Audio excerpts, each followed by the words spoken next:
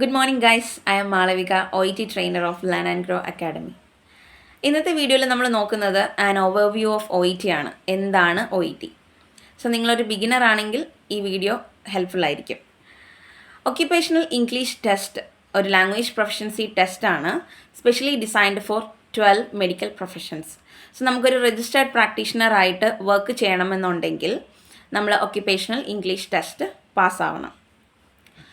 OETയിൽ നമുക്കറിയാം 4 മോഡ്യൂൾസ് ആണ് ഉള്ളത്: reading, listening, speaking and writing. So നമുക്കത് ഡീറ്റെയിൽ ആയിട്ട് നോക്കാം.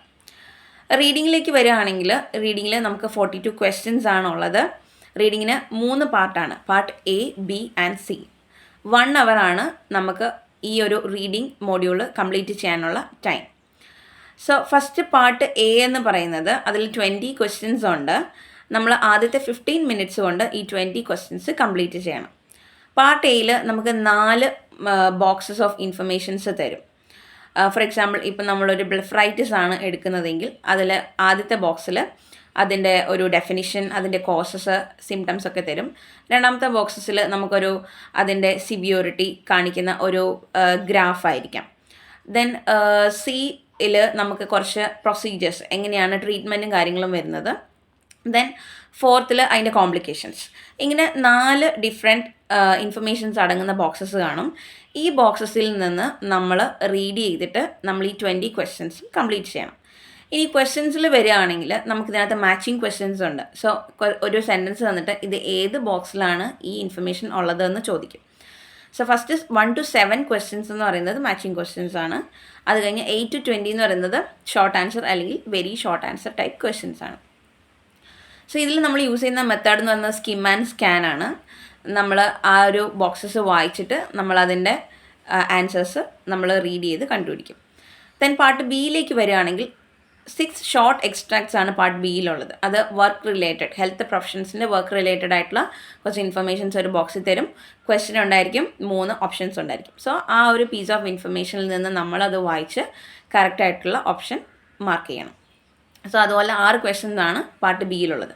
പാർട്ട് സിയിൽ നമുക്കൊരു 7 to 8 പാരഗ്രാഫ്സ് ഉള്ള ഒരു ആർട്ടിക്കിൾ മോഡൽ 2 എക്സ്ട്രാക്റ്റുകൾ കാണും. എന്നിട്ട് ഓരോ പാരഗ്രാഫിൽ നിന്നും ഓരോ ക്വസ്റ്റ്യൻസും കാണും. നമ്മൾ ആ പാരഗ്രാഫ് വായിച്ചിട്ട് അതിനകത്തുനിന്ന് കറക്റ്റായിട്ടുള്ള ആൻസർ മാർക്ക് ചെയ്യണം. സോ അത് മൾട്ടിപ്പിൾ ചോയ്സ് ക്വസ്റ്റ്യൻസ് ആണ് ബിയിലും സിയിലും വരുന്നത്. സോ ടോട്ടൽ ഓഫ് 42 ക്വസ്റ്റ്യൻസ് ആണ്. And each correct answer will be granted 1 mark. Then negative marks ഇതിനകത്തില്ല. സെയിം ലൈക്ക് ദിസ് ലിസണിങ്ങും ഇതുപോലെ തന്നെയാണ്. 42 ക്വസ്റ്റ്യൻസ് ഉണ്ട്. അതിനകത്ത് പാർട്ട് A, B, C ആയിട്ട് ഡിവൈഡ് ചെയ്തിട്ടുണ്ട്. പാർട്ട് എയിൽ 24 ക്വസ്റ്റ്യൻസ് ആണുള്ളത്. 2 എക്സ്ട്രാക്റ്റുകളാണ്, എക്സ്ട്രാക്ട് A 1ഉം 2ഉം. സോ ആദ്യത്തെ എക്സ്ട്രാക്റ്റിൽ 12 ക്വസ്റ്റ്യൻ, രണ്ടാമത്തതിലും 12 ക്വസ്റ്റ്യൻ. ഇതിൽ ഉള്ള ഒരു ഡിഫറൻസ് എന്ന് പറയുന്നത് നമുക്കൊരു ഓഡിയോ തരും. അതായത് ഒരു കോൺവെർസേഷൻ ബിറ്റ്വീൻ ഒരു ഡോക്ടർ അല്ലെങ്കിൽ ഒരു പേഷ്യൻറ്റ് അല്ലെങ്കിൽ ഒരു നേഴ്സ് ആൻഡ് പേഷ്യൻറ്റ്. ആ ഒരു കോൺവെർസേഷൻ നമ്മൾ ഓഡിയോ വഴി കേൾക്കും. എന്നിട്ട് ഈ ഫിൽ ദ ബ്ലാങ്ക്സ് നമ്മൾ കംപ്ലീറ്റ് ചെയ്യണം. സോ ഇങ്ങനെ 2 എക്സ്ട്രാക്റ്റുകൾ ഉള്ള 24 ക്വസ്റ്റ്യൻസ് ആണ് പാർട്ട് എയിൽ വരുന്നത്. പാർട്ട് ബിയിൽ 6 ക്വസ്റ്റ്യൻസ് ആണ്. ആ ക്വസ്റ്റ്യൻസ് നമ്മൾ വായിക്കും. അതിനുശേഷം 3 ഓപ്ഷൻസ് ഉണ്ട്. നമുക്ക് ബാക്ക്ഗ്രൗണ്ടിൽ ഓഡിയോ കേൾക്കാം. ആ ഓഡിയോ കേട്ടിട്ട് നമ്മൾ അതിനകത്തു നിന്നുള്ള കറക്റ്റ് ആൻസർ സെലക്ട് ചെയ്യണം. സെയിം ലൈക്ക് ദിസ് പാർട്ട് സിയിലും നമുക്ക് ഒരു 2 എക്സ്ട്രാക്റ്റുകൾ കാണും. സോ ഇവിടെ വരുന്നത് ഏതർ അതൊരു ഇൻ്റർവ്യൂ മോഡലായിട്ടുള്ള ഓഡിയോ ആയിരിക്കും. അതായത് ഒരു ഏതൊരു ഒരു ഡോക്ടറും ഒരു ഇൻ്റർവ്യൂവറും തമ്മിലുള്ള ഒരു കോൺവെർസേഷൻ, അല്ലെങ്കിൽ ഒരു മെഡിക്കൽ പ്രൊഫഷണലും ഒരു ഇൻ്റർവ്യൂവറും തമ്മിലുള്ള ഒരു കോൺവെർസേഷൻ ആയിരിക്കും. അത് ബാക്ക്ഗ്രൗണ്ടിൽ നമുക്ക് കേൾക്കുന്നുണ്ടായിരിക്കും. ക്വസ്റ്റ്യൻസ് കയ്യിലുണ്ട്. ആ ക്വസ്റ്റ്യൻസ് വായിച്ച് നമ്മൾ കറക്റ്റായിട്ടുള്ള ഓപ്ഷൻ സെലക്ട് ചെയ്യണം. ദെൻ അടുത്ത എക്സ്ട്രാക്റ്റിൽ ഒരു പ്രസൻറ്റേഷൻ ആയിരിക്കും. ഒരു റിസർച്ച് സ്റ്റഡിയുടെയോ അല്ലെങ്കിൽ അവരുടെ ഒരു ഡിസ്കവറിയുടെയോ പ്രസൻറ്റേഷൻ ആയിരിക്കും തരുന്നത്. സോ അതും നമ്മൾ ബാക്ക്ഗ്രൗണ്ടിൽ ഓഡിയോ കേട്ടിട്ട് നമ്മൾ ആൻസർ ചെയ്യണം. സോ ഇതാണ് ലിസണിങ്ങിനും 42 ക്വസ്റ്റ്യൻസ് ആണുള്ളത്.